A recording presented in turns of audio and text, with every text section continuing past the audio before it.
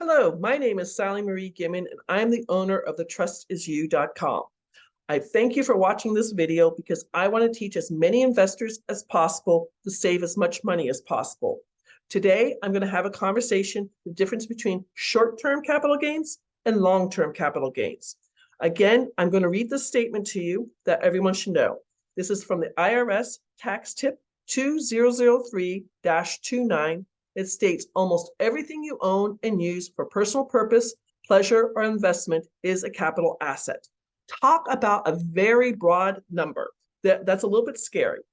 Currently, today, for capital gains, short term, they're 23.8%. There is past legislation to raise that to 40% for some tax brackets, $400,000 or more. That doesn't affect me today, but I hope to get there. So this is why I'm talking about this. Now, today, I want to tell you about long-term capital gains. I usually don't work with them because I wholesale, I keep everything else. Long-term capital gains, especially working with a business broker selling their businesses, it can either be 0 for selling a nonprofit, 15%, or 20%. Still, it's a lot of money. Now, just to get the get everybody to understand this, there are two different trusts. Both trusts, the business trust and the beneficial trust, saves you A, on capital gains. I lied to you. A, saves you on federal taxes. B, keeps your information completely private. And C, keeps you from being sued.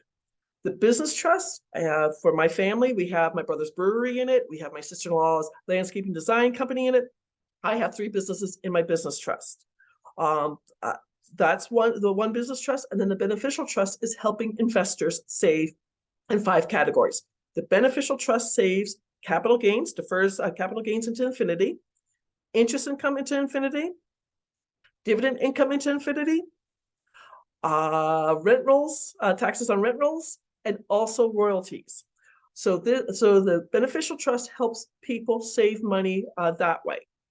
With the long-term and short-term capital gains, the way you tell the difference is if you hold an asset for less than a year, short term. If you hold an asset for longer than a year, long term. Again, I'm not holding real estate for long-term investments. Many of my clients do. So there is a little bit of difference with this. And if you come Monday evenings, 8 p.m. East Coast time, when I do my live Q&A, I put into the chat a difference for taxes, the difference between long-term and short-term taxes, so people can know the difference.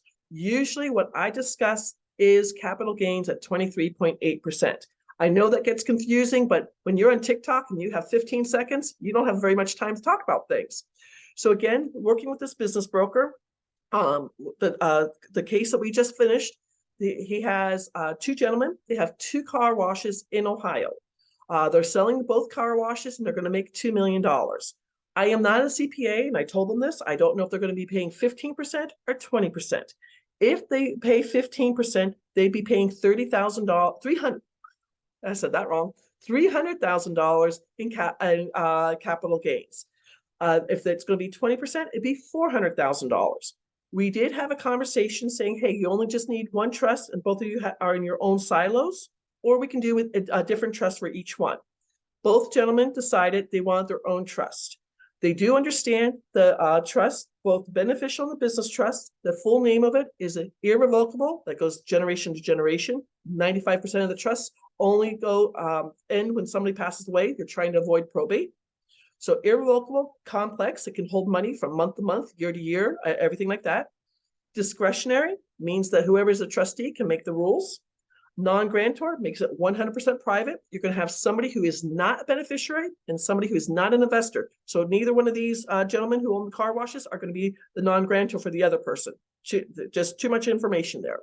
If they get mad at each other, they could pierce the veil of the trust. That's what you do not want to happen. That's why we put some restrictions on it. The non-grantor, we will need their social security number, and they will have to sign up for the trust and sign away. And then the spendthrift makes this contract been passed. The Supreme Court has agreed twice. The Spendthrift Trust can enter into any contract on its behalf. Entering a contract. That's what makes a Spendthrift Trust so much more valuable than having an LLC, an S Corp, or a C Corp. Those are statutory laws. They can change at any time. They don't stop you for help you save on taxes. They don't keep your information private, and they don't keep you from being sued. This is why I'm trying to get this information out to as many people as possible, because people are not being told the truth about things. With this Spendthrift Trust, what the gentlemen are getting, because they're selling their business, $2 million, the $2 million sale price, they'll either pay 15% or 20% in capital gains on that, long-term capital gains. This the Beneficial Trust is going to help them.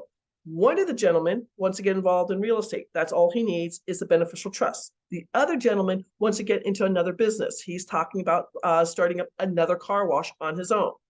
He understands that car wash needs the business trust. He doesn't need to get that now. We're only worried about selling the two businesses. And then down the line, when he starts another business, then we can talk about the business trust. But right now, as businessmen selling their businesses, when you sell your business, the federal government wants to make money off the sale of the business. 0%, 15%, or 20%. Nonprofits, 0%. 15 or 20%, I am not the CPA. I'm not answering that question.